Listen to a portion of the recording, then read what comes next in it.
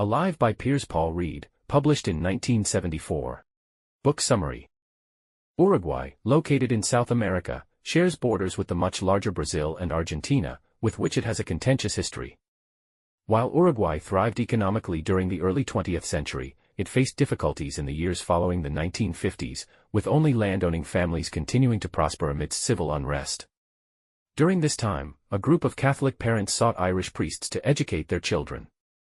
The priests found similarities to their homeland and introduced rugby to the Uruguayan schoolboys. In a country deeply passionate about soccer, rugby was a minor sport, but the priests believed it could teach the boys teamwork and resilience. Graduates from the religious school formed the Old Christians Club rugby team in Montevideo. As interest in rugby grew in the 1960s, more teams were established, leading to the formation of a league that included games against teams from Argentina and Chile.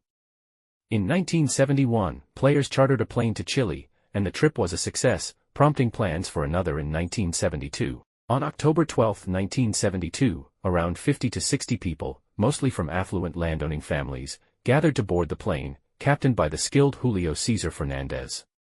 He planned a 4-hour flight to avoid treacherous weather over the Andes. As the plane approached the mountains, poor weather forced the pilots to land and wait. The passengers disembarked at a small airport in Argentina and spent the night celebrating.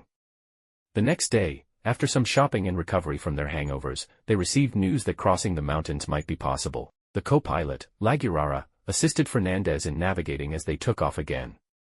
However, they soon encountered severe turbulence, and the plane crashed into a snowy mountainside.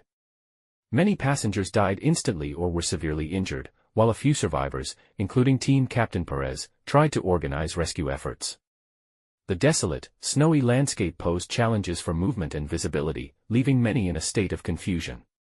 Medical students Canessa and Zerbino offered aid with limited experience. Injured passengers included Susana Paredo, who suffered severe injuries, and others succumbed quickly to their wounds. As darkness fell and temperatures dropped, the survivors huddled in the wreckage, using found wine to stay warm while battling despair. The next day, they awoke to the wreckage half buried in snow, facing further fatalities among the injured. With Laguirara's death, hope for structured rescue dwindled. Despite Marcelo Perez's optimism about being found soon, rations were carefully distributed among the survivors. On October 15, with clearer skies, hope for rescue revived as the survivors organized into teams for different tasks. They worked on collecting drinking water and caring for the injured. Although they spotted planes overhead, no rescue arrived, leading to frustration. When rations began to disappear mysteriously, tensions rose. As days passed with no sign of help, discussions about survival turned darker. Nando Paredo's desperation grew, and a troubling idea surfaced among the survivors about using the deceased for sustenance. After several days, Susana Paredo tragically passed away, leaving the group devastated. Air traffic control in Santiago, Chile, lost contact with the rugby team's flight on Friday, October 13, prompting an immediate call to authorities to launch a search and rescue operation. Carlos Garcia and Jorge Massa were in charge of directing the effort. After initial searches yielded no results, the operation focused on specific flight patterns and refined the search area, which was isolated, at high altitude, and continually covered in snow. In Uruguay, news of the possible crash sparked confusion and anxiety among families, who sought information and ways to assist. Many traveled to Chile to participate in the search. However, despite ongoing rescue efforts, worsening weather and limited progress led to dwindling hopes. Among the most proactive parents was Carlitos's father, Páez Villaro, who sought out local mountain experts to lead a private search. In their desperation, some families turned to supernatural methods. Search teams from Uruguay, Chile, and Argentina worked tirelessly, but by October 21, they were forced to abandon the effort, stating it was cancelled because of negative results. Susana Paredo's body is taken out into the snow, and the remaining survivors continue their daily routine of melting snow for drinking water. Their physical decline and exhaustion are evident, and although Marcelo Perez tries to lift their spirits with songs, his confidence falters. That night, he is overcome with sadness, feeling responsible as the club captain for organizing the ill-fated trip. On the 10th day, the survivors are physically weakened and running low on food supplies. In their desperation, some begin to acknowledge that they may have to resort to cannibalism to survive. A meeting is held among the 27 survivors to discuss this grim possibility. While a few still cling to hope for rescue, most recognize the harsh reality they face.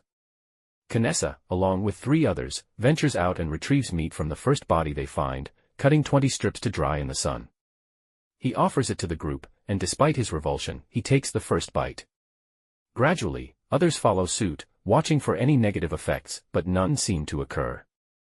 Using a makeshift radio, the survivors learn of the search operation's failure. Gustavo Nicolich shares this news, suggesting that it means they must rely on themselves to survive. This news devastates Marcelo, prompting him to step down as leader, while only Liliana Methol remains hopeful.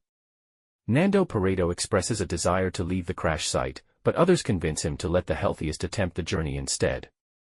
Zerbino, Numa Turcati, and Daniel Maspons climb the nearest mountain, while Canessa continues to cut flesh from the deceased. The failed rescue news drives more survivors toward cannibalism, with only Liliana and her husband Javier abstaining. They begin discussing how to ration the human flesh. Zerbino, Turcati, and Maspons struggle during their climb and decide to camp halfway up the mountain for the night, huddling together for warmth. Surprised to have made it through the night, they continue their ascent the next day. From the mountaintop, they see how the plain is nearly invisible in the snow, explaining the lack of rescue. They discover wreckage and bodies near the summit and descend using seat cushions as sleds, stopping to collect more debris. However, they return to the others with no good news, their bodies worn from the climb. The survivors realize they can make a fire, which allows them to melt more snow and cook the human flesh, making it easier to eat. Although the fires are short-lived, those who consume the meat begin to regain strength, while Liliana and Javier weaken. The elderly couple stays close together, encouraging each other, but eventually, Javier decides to eat the human flesh, and after 10 days of starvation, Liliana concedes as well. The family members of the flight survivors are devastated by Chile's decision to halt the search for their missing loved ones. In their desperation, they turn to paranormal practitioners for help. One spiritualist raises their hopes by claiming the wreckage can be easily found. Kind-hearted individuals lend their planes, radios, and equipment to aid in the search, refusing payment from the grieving families. Despite their efforts, nothing is discovered.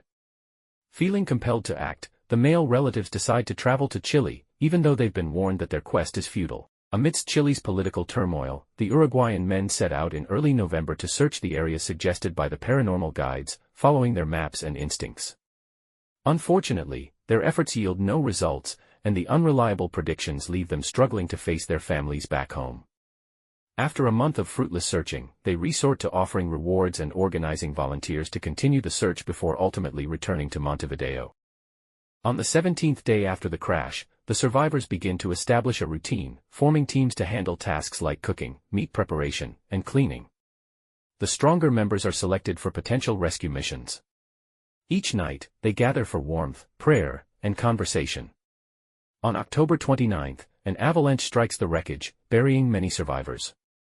Roy Harley, awake at the time, manages to dig out several individuals, including Canessa, Eduardo Strauch, and others, but they also discover the bodies of those who perished in the avalanche, including Marcelo Perez and Juan Carlos Menendez. After this tragedy, only 19 survivors remain. Just as they mourn, a second avalanche hits, burying them deeper. The survivors, cramped and cold, struggle to stay warm and conserve air as their oxygen supply diminishes. When morning comes, they manage to tunnel out of the cockpit but find themselves trapped by a blizzard. They plan an expedition to find help, hoping that the summer weather in the Andes, starting around November 15th, will improve their chances. Over the next few days, they are forced to eat the raw flesh of their deceased friends to survive. On November 1st, the weather clears, allowing them to remove the bodies from the wreckage and store some for future food needs. A small group of the fittest survivors is selected to prepare for the expedition, while the Strauch cousins take on leadership roles and manage the grim task of butchering the dead. They carefully ration the meat, utilizing everything but the least edible parts. The ordeal transforms many survivors. Nando Paredo evolves from a timid boy to a respected leader, while others like Bobby Francois remain pessimistic and unproductive. Some, like Coach Inciarte, despite being injured, earn respect for their efforts. The survivors form a fragile social structure, with the Strauch cousins balancing power among the expedition members, though Rafael Echeverren and Arturo Noguera remain isolated due to severe injuries. Nando recognizes Noguera's despair and tries to instill hope in him, but Noguera eventually succumbs to illness and dies, deepening the survivors' urgency to escape. As they grapple with their harsh living conditions and the ever-present threat of avalanches, they find solace in shared memories and discussions, often centered on food and escape plans. With mid-November approaching, excitement builds for the expedition. The chosen members prepare for the journey, but injuries and weather delays plague their efforts. Finally, on November 17th, after 5 weeks, the expedition sets off. Led by Canessa, they discover the tail of the plain, where they find additional supplies. However, concerns grow about the direction of the valley, and as they return to the wreckage, they are met with grim news: Turcati's condition has worsened, and Rafael Akevaran has died. Yet, they cling to hope, thinking they might use batteries from the tail to call for help. The families of the survivors persist in their search, even as their ranks thin. Some must return to Uruguay, while the remaining members offer rewards and distribute leaflets pleading for any information about the missing plane. A military report indicates that heavy winter snowfall will render searches impossible until February. Unwilling to accept this, the Uruguayan Air Force agrees to provide a plane for continued efforts. Determined to find the wreckage, the families organize their own expedition. Some volunteer for the small crew, while others contribute funds and advice. However, their search plane suffers an engine failure, forcing an emergency landing on the way to Chile. Upon arrival, the Chilean military expresses surprise that the families are still searching after 2 months and is hesitant to provide helicopters unless there is evidence that any passengers may still be alive. Undeterred, the families meticulously plan their search, naming it Operation Christmas. On November 23, Bobby Francois celebrates his 21st birthday with an extra packet of cigarettes. Canessa and Nando Paredo work on removing the radio from the plane, hoping to connect it to the larger batteries in the tail section to contact a rescue team. The extraction takes several days, and while Roy Harley is the closest to a radio expert, he doubts his abilities. Eventually, he agrees to join Canessa, Paredo, and Vizintin on the hike to the tail. Meanwhile, those left behind struggle to find more bodies buried in the snow, which are their only food source. As the season changes and the snow begins to thaw, the already harvested bodies start to rot and must be reburied. With food supplies dwindling, rationing tightens. The survivors resort to breaking bones for marrow and even consuming rotting flesh. Tensions rise as accusations of theft and non-contribution circulate, though everyone tries to maintain a civil atmosphere. When the expedition reaches the tail, they begin working on the radio, reconnecting wires and making repairs. Canessa and Harley focus on the radio, while Vizintin and Paredo search for more supplies. After a few days, they return to the main wreckage for additional food, uncovering another body. Though they manage to rewire the radio, they can't make contact but begin to pick up broadcasts, learning that the search will resume. In response, they build a large cross from abandoned suitcases as a signal. As December approaches, melting snow makes the tail section unsafe. They decide to abandon the radio project and prepare for another expedition toward civilization. On December 12, after 56 days on the mountain, the survivors spot 2 condors circling above them, a sign of hope. The warmer weather forces them to seek shade, but Canessa is reluctant to set out if a military search is resuming. Many survivors feel a strong desire to represent their own efforts rather than just wait to be rescued. The expedition sets off with enough supplies for 10 days. Paredo carries a red shoe he bought for his nephew before the crash, vowing to reunite it with its pair.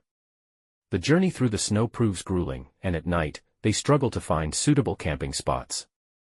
Canessa grapples with despair but continues onward. On the following day, Paredo scouts ahead to determine if they're near the summit. He reaches the top only to see a vast range of mountains ahead, with no sign of Chile to the east. He calls for Canessa, and they devise a plan. Vizintin will return to the wreckage while Canessa and Paredo push forward with their supplies, potentially extending their rations from 10 days to 20. Vizintin agrees to this strategy. At the wreckage site, the survivors continue their grim search for bodies to sustain themselves. Zerbino and Fito venture out and find the body of Fito's cousin, Daniel Shaw. They slide his body down the hill on a piece of metal back to the wreckage. The next day, Paez and Algorta make a similar trip and return with another body, only to find the others celebrating. They've heard on the radio that a search team discovered a cross in the Andes, but the joy quickly fades when the anticipated helicopters fail to arrive. On December 15, Vizintin returns to the wreckage with more disheartening news, plunging the group into despair once again. As the snow continues to melt, more bodies become exposed. The survivors make a decision to bury the loved ones they promised to eat last under the snow to prevent decay. Rationing remains strict in case they need to undertake another expedition. However, the melting snow also destabilizes the wreckage and causes boulders to crash down from the mountain. They manage to find a tube of toothpaste, rationing out a tiny dot each day as a rare treat, but when the tube runs empty, tensions rise, and suspicions flare, particularly against Delgado. Zerbino sets a trap to catch him stealing food, and when he's caught, the group's anger escalates, blaming Delgado for any missing supplies. Meanwhile, the news on the radio continues to drag down morale, revealing that the cross found by the rescue team was not a sign of hope. One day, the survivors hear a plane overhead and excitement swells. They don their brightest clothing and move around as much as possible to attract attention, but the plane doesn't pass by. Later, they hear that the plane suffered engine trouble in the following days, leading to even more despair. The thought of spending Christmas on the mountainside deepens their sense of hopelessness. The families involved in the search are frustrated by the engine troubles that keep their flight grounded. They seek out a potential witness in Curacao who claims to have seen the plane crash. Though the man proves elusive, his friends provide similar accounts, fueling the search. However, their progress is hampered by the discovery of the misleading cross, which turns out to be part of a geophysical expedition studying snowmelt rates. This distraction shakes the faith of some family members regarding the survival of the men. Despite this setback, the chosen expedition continues to pursue the lead in Curacao. Although the original witness remains missing, they manage to fly his friend, Diego Rivera, to Santiago to aid their efforts. As they fly over the mountains, Rivera spots footprints in a snow drift. Despite lingering pessimism among the family members, this evidence is compelling enough to request a Chilean military helicopter for further investigation. On December 16, Canessa and Paredo climb the mountain, aiming for a valley on the opposite side. Their descent proves challenging. Paredo attempts to slide down a slope but struggles to control himself and crashes into a snowbank. They reach the valley at noon on the 6th day of their journey, hoping it will lead them to civilization. As Canessa prays and tries to keep pace with Paredo, they set up camp for the night and prepare to continue their trek the following day. Canessa, battling exhaustion, envisions walking through the streets of Montevideo. They eventually arrive at a valley where the snow has melted into a river, surrounded by flowers, birds, and lizards. Overwhelmed, Canessa and Paredo kneel to pray before resting briefly and then following the river. Canessa has to backtrack after forgetting his sunglasses, and when he catches up with Paredo, they encounter a cliff blocking their path. After crossing the river with great effort, they decide to rest. Canessa thinks he spots cows in a distant field, though it might be an illusion. Later, they discover cow dung, a horseshoe, and finally the cows themselves. They find a shelter and decide to stay there for the night. With their meat supplies beginning to spoil, they start a fire to cook everything they have, feeling optimistic about finding people soon. The next day, Canessa and Paredo discard any equipment they believe they won't need, such as their sleeping bag and extra clothes. They set off again but walk for hours without encountering anyone. Eventually, they come across a corral with stone walls and a gate, spending the night under a grove of trees. Canessa, suffering from severe diarrhea, is too weak to continue. After lighting a fire, they hear a shout. 3 men on horseback are herding cows on the other side of the corral. Canessa and Paredo try to signal them, but the men ride away. The 2 men wake up early and spot a fire in the distance with people gathered around it. Paredo runs toward them but is blocked by a raging river. He manages to throw messages written in lipstick on paper to a man across the river, explaining their situation and pleading for help. The Chilean man tosses him a piece of bread and promises to send help. Paredo returns to Canessa with the bread, and they both feel hopeful. Hours later, a rider arrives, speaks to them, and provides what little food he has, although he appears to be quite poor. While the Chilean man tends to his farm, Canessa and Paredo bury the remaining human flesh. Canessa is placed on the man's horse, and they begin their journey down the valley. Eventually, they reach a modest house where they are warmly welcomed with food and milk. Grateful, Canessa and Paredo eat heartily and then sleep in beds. The date is December 21st, 70 days since the plane crash. The families of the missing passengers persist in their search efforts, but bad weather hampers their ability to survey the area around Curacao. Additional engine troubles lead to further delays. Meanwhile, a fragmented radio broadcast brings some relief. The plane's been found. The families anxiously await more information. Canessa's father, upon hearing the news, breaks down in tears while sitting in the back of a taxi. Canessa and Paredo wake up in actual beds, still amazed to be free from the Andes. They enjoy a meal and converse with their hosts. Sergio Catalan, a local man, has already gone to inform the authorities that the crash survivors are alive. Soon, police arrive at the cottage, and Canessa and Paredo express their gratitude while sharing the location of the plane and the other survivors. Men are sent to alert officials in the Chilean capital that military aircraft will be needed for the rescue. The following day, reporters eager to interview the survivors swarm the house. Taken aback by the media attention, Canessa and Paredo speak to the press but choose to leave out one or two details, notably about what they had eaten to stay alive. Afterward, they set off on horseback for the nearest town, hearing helicopters in the distance. Initially, news of the survivors being found is met with skepticism in Chile. Once verified, the Chilean military increases its efforts to locate anyone still alive, dispatching helicopters to the valley where Canessa and Paredo were found. Doctors evaluate the two men. Canessa, still deeply fatigued, can barely walk. They inform the military about the crash site. Paredo volunteers to accompany the search team in the helicopters, eager to reunite the two red shoes, as he promised. He charts their descent from the mountains, surprising the pilot with his insistence on the climb they completed. Despite the helicopter's challenging control at high altitude, they manage to navigate successfully. Eventually, Paredo recognizes the area and directs the helicopter toward the crash site, where the pilot attempts to land. The night of December 20th marks the lowest ebb for the crash survivors, filled with doubts about the expedition's success. The following day, Carlitos Páez feels a sudden instinct that they will be rescued, sharing his thoughts only with Fito. As they wait, smoking their dwindling cigarettes, hope begins to flicker. That evening, after prayers, Daniel Fernandez echoes this sentiment, believing the expedition has succeeded. The next morning, they hear news about Canessa and Paredo on the radio.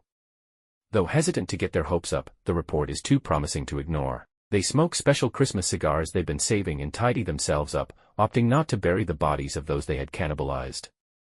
They comb their hair and put on their least dirty clothes. However, the helicopters do not arrive as soon as expected. Hours pass before the sound of rotor blades finally breaks the silence. When the helicopters find them, the survivors spot Paredo inside one of the cabins, gesturing to them. Supplies are dropped, and two medics are sent down. After battling challenging weather conditions, the helicopters land, and 6 survivors board for the difficult journey back down. The worsening conditions mean the remaining survivors must wait until the next day. Families anxiously await news of the survivors, struggling to read the list of names in case their child is among the deceased. The names are gradually announced over the radio in Uruguay, heightening the tension. At a military base in Chile, an emotional reunion takes place between Carlitos Páez and his father. Not every parent experiences such joy. Daniel Fernandez must sadly inform Gustavo Nicolich's father that his son has died. The survivors are taken to a hospital in San Fernando, where preparations are made for their arrival. The first 8 survivors are placed in a private ward, with all but Paredo being carried in on stretchers. Doctors initially doubt that Paredo is also a survivor, but he eventually bathes and allows an examination, revealing that he is physically unharmed aside from being severely underweight. All the patients have lost weight, and some have specific injuries that need treatment. Eventually, they confess to the doctors that they survived by consuming human flesh, but the doctors remain silent and do not inform the media. While the survivors are physically stable, their mental states are fragile. Many express a fear of being left alone. The only visitor allowed is Father Andres Rojas, a young priest, whose presence is welcomed. The survivors share their experiences with him in a near-religious context, discussing their renewed faith and viewing the flesh of the deceased as a divine gift. The priest reassures them that they have not sinned. Families are kept waiting by the doctors. When finally allowed in, they are overwhelmed with emotion. The survivors also struggle to process the reality of their loved one's presence, with some family members grappling with the survivors' admission of cannibalism while others seem unfazed by it. The departure of the first wave of survivors leaves 8 left on the mountain plus 3 men sent from the Chilean rescue team. One new arrival notices the bones scattered around the site and asks whether the condors have eaten the bodies. Zerbino confesses that the survivors have been eating human meat. He is apparently unaware of the terrible stench of rotting human flesh. The survivors and rescuers eat and drink together before trying to make a landing area for the helicopters. The rescue operatives take photographs, which makes the survivors nervous. The helicopters do not return that day, so another night is spent on the mountains. The Chilean rescuers struggle with the cold of night while the Uruguayans are familiar with the freezing conditions. The next day, the helicopters finally arrive to carry them down the mountain. At the hospital, they are reunited with their family members. After a brief stop in San Fernando, the survivors are sent to the Chilean capital of Santiago. The date is December 23rd, and the hope is that they can be home for Christmas. The first group of survivors stays in San Fernando. They struggle with the transition to sleeping in hospital beds. Father Andres records statements from the survivors, who talk deeply and reverently about the importance of their faith. They speak to the press and obscure the truth about what they ate to survive. On Sunday, they attend a church service, then prepare to leave for Santiago to celebrate Christmas with the other survivors. Their arrival in the hospital is met with applause and joy. Roy Harley, Javier Methol, Alvaro Mangino, and Jose Inciarte are the only patients who must stay in the intensive care ward. The others are filled with high spirits. By December 23rd, all of the survivors are in Santiago with their friends and family, who begin to understand how the men survived their ordeal. They are initially repulsed, especially those whose family members did not survive. The survivors stay in a hotel in Santiago and use the pool and eat as much as they can, even though it makes them sick. The overindulgence is tolerated by the family members who understand the trauma of the plane crash. The subject of cannibalism is left unmentioned, but it dawns on some of the survivors that people in the outside world might not perceive the consumption of human flesh the same way as those who crashed in the plane. Some survivors return to Uruguay while others try to shop for clothes in Santiago. The Chilean store owners refuse to accept any money. The survivors are treated with sympathy and adoration by the Chileans, almost like the living embodiment of an apparent miracle. A Christmas party is organized at the hotel for the remaining survivors. The joyful hours are the calm before the storm. Soon the media reveals how the survivors ate the flesh of the dead. The survivors try to deny the story at first. But on December 26th, a photograph of a half-eaten human leg is published, and the truth is revealed. The survivors hold a news conference for the moment when they return to Montevideo so that they can confess. They reluctantly agree to fly back to Uruguay to escape the clamor of the press. The sensational story of the Uruguayan survivors in the Andes captures media attention, with the cannibalism aspect further fueling interest globally, except in Uruguay. In their home country, the press decides to wait for the survivors' press conference before publishing any sensational stories. Daniel Fernandez is the first to return to Montevideo and gives an interview, but he avoids discussing cannibalism until all his friends are back. Most of the survivors board the same flight home, feeling nervous about flying again. Upon arriving in Montevideo, they are greeted by a large crowd at the airport. At a press conference, the survivors share eloquent accounts of their terrifying ordeal, moving the press to applause, with no questions asked. Once back home, the survivors struggle to readjust to normal life. They bicker with loved ones, eat excessively, and quickly gain weight, leaving their families shocked and unsure of how to respond. Some try to understand the psychological impact, while others see it as a sign of faith. As religious leaders offer sympathy and forgiveness, a more complex narrative of the crash emerges. Certain survivors, like Delgado, gain celebrity status and articulate their experiences, while Pareto embraces his role as a hero, although it creates tension within the group. He enjoys the attention but remains committed to group unity and eventually comes to terms with his losses, stepping back from the spotlight. Meanwhile, many survivors adopt a more mystical interpretation of their survival, acknowledging the profound change the experience has brought. Of the passengers who departed Montevideo, 29 died while 16 returned. The confirmation of these deaths devastates the families, who must confront the fact that their loved ones not only perished but were also consumed.